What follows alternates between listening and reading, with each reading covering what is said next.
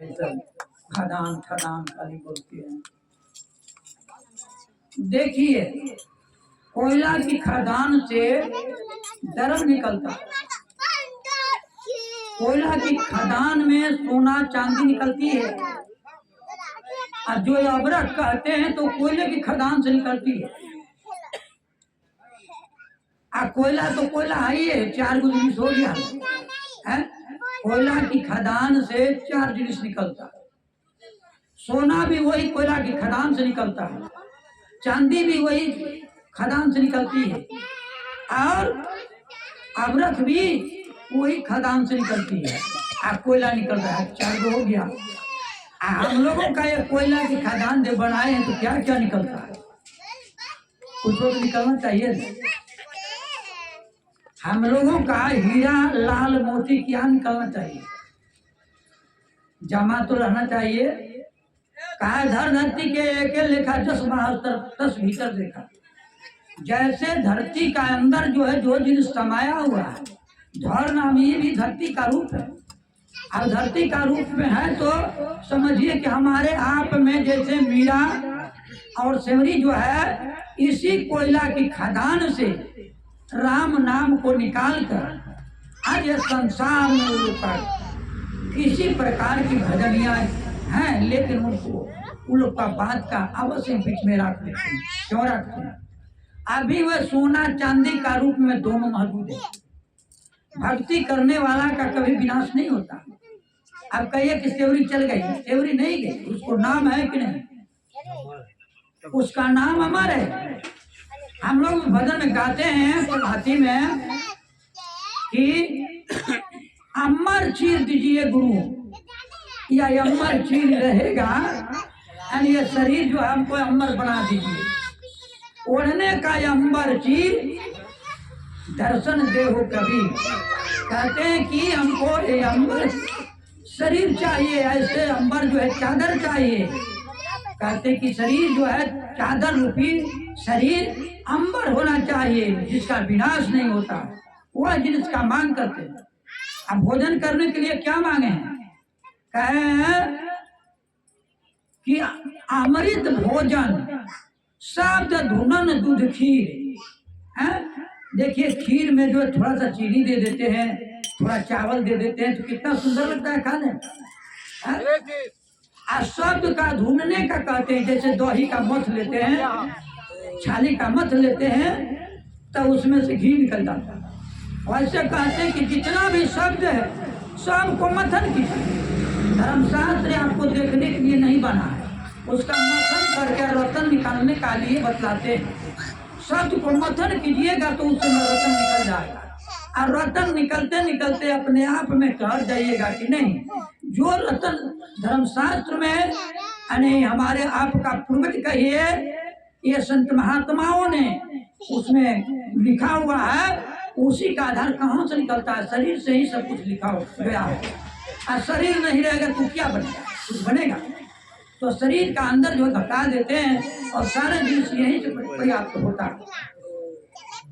तोहरा जनला बिना कोयला की खदान बनल। अब कहिए, मनुष्य का तो सुंदर गोरा लारा मिल जाता है, अब बच्चा में खेल धूप में बिता देते हैं, और जवान हो गया पढ़ लिख के जो है एम.ए. PhD कर लिया, ऐसा मूड़ी गोद के चलेगा कि बाप माई से जल्दी बोलेगा। अगर नौकरी हो गया तो और गुमान हो जाता है, हम इतना बड़ा विद्वान है। तो देखिए, इस संसार का जिनिस है, आपका निजी संपत्ति नहीं है। ये विद्या भी आपका विनाश हो जाता है, जाने वाला आपका नहीं है। इससे काम ले सकते हैं। आपको काम लेने का लिए सरकार जो है बच्चा से क्यों जोर लगाते हैं कि बच्चा को पढ़ने के लिए भेजो विद्यालय में। इस संसार में जीने का लिए एक रास्ता आपका दिखलाते हैं कि इससे तुमने धन को अर्जन कर लेगा, सुखी जीवन से जिएगा। लेकिन यही विलीन हो जाते हैं, विद्या भी यही समाप्त हो जाते हैं। जैसे अन्न धन जितना है यही के यही रह जाते हैं, विद्या भी एक भी कामयाब नहीं होता है। वह विद्या यही के यही रह जाते हैं, वह आपका साथ में जाने वाले नहीं। आपका साथ में वही जाता है जिन्होंने धर्म कर्म अपना बढ़िया किया है, धर्म कर्म जो बढ़िया करता है वही साथ में जाने वाला है। अलावे विद्या आपका क्या साथ में जाएंगे। आपको विद्या मिल गया है, अनर्थ करते हैं तो क्या वो आपको साथ से अनर्थ जिनिस जाएगा ना, नहीं जाएगा। विद्या पढ़ लिए, कहा कि विद्वान पुरुष जो है हर जगह पुजाते हैं, तो भैया कैसे पुजाते हैं? कम से कम खान पान को तो वर्जित कर लो। पुजाना तो देश विदेश में पुजाएगा, खान पान के तो वर्जित कर लो। क्योंकि जीवा इंद्रिय समाज बहुत जीवघात किया।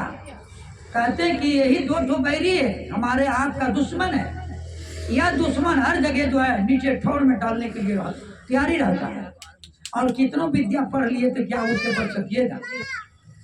इसलिए कहा गया कि एक भी विद्या काम में नहीं आता। विद्या काम तभी आता है कि सही मार्ग सही रास्ता को पकड़ के खान पान से भी सतर्क रहें, रहन सहन से भी सतर्क रहें, कहीं हमसे त्रुटि नहीं हो जाए, कहीं धोखा नहीं हो जाए, नहीं तो उलझ जाएंगे। इसलिए भजन ऐसा इशारा बताते हैं। आज देखिए हम लोगों का गाय भैंस का एक को चादर मिलता है ठंडी में, कुत्ता को कोई देता है कि अच्छा इसको भी उड़ा दे, वो तोशक रजाई देगा। मनुष्य का देखिए ठंडी में रजाई का नीचे सो जाते हैं। रजाई इतना जो बीमारी होता है कि जो रजाई का अंदर में सोते हैं कहीं पकड़ा गए ठंडी के चक्कर में तो रजाई का कारण ठंडी ले नहीं चल जाएगा, छोड़ेगा।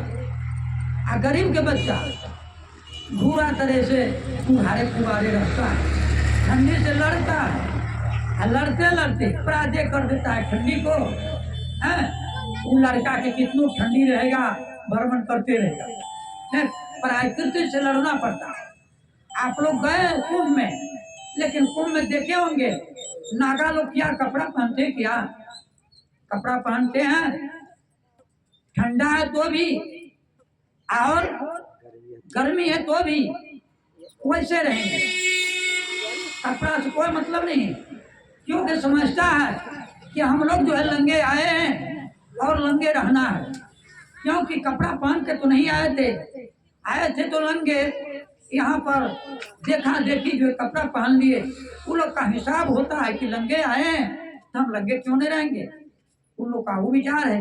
अब प्रकृति से लड़ने के लिए तैयारी है कि जब हमको माने या संसार में वहाँ की दर्द से तो लंगे ही लंगे आए तो कपड़ा के क्यों हम ग्रहण करेंगे। इसलिए उन लोग महाभीषण ठंडी में भी किसी प्रकार से रहेंगे, कपड़ा लत्ता से कोई जरूरी नहीं। अब देखिए एक संत है जिसमें पंचधूनी जो है लगा करके रहते हैं, चारों तरफ से पंचधूनी लगा देते हैं, गोटा का आग लगा देते हैं, आप बीच में बैठ जाते हैं।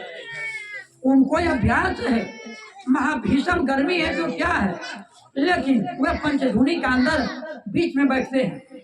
उनको अभ्यास है, बैठने का अभ्यास होता है, वो अभ्यास बना लिए। गर्मी कितनों भी है लेकिन चारों तरफ जो है वह अपना धूनी लगा करके ही बैठेंगे, अभ्यास होता है। अब देखिए संसार में भी बहुत सा बात है। एक छड़ेसरी बाबा भी होता है, छड़े छड़े रहेगा, बैठता नहीं है, बैठेगा नहीं, उसका कौल होता है कि छड़े छड़े रहेगा। और छड़े छड़े रहता है तो अपना जीवन का व्यतीत वैसे करता है, कहीं कहीं गांठ सांस पकड़ के सहारा ले लेता है, लेकिन खड़े ही खड़े रहता है। इसलिए संत महात्माओं अनेक प्रकार से हैं। एक संत होते हैं कि जो नीचे ऊर्ध्व बाहु हो जाते, तो पैर का